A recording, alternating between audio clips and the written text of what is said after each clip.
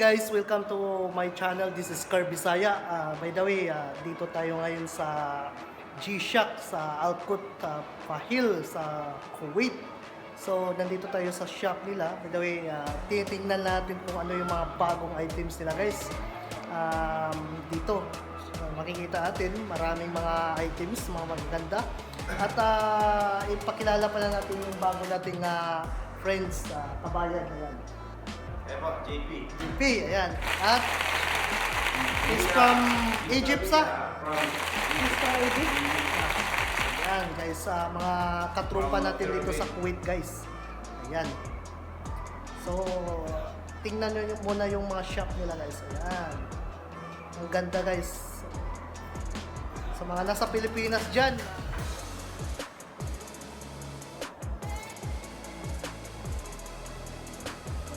high class guys, di basta-basta ang store ng G-Shock sa Kuwait. Yeah.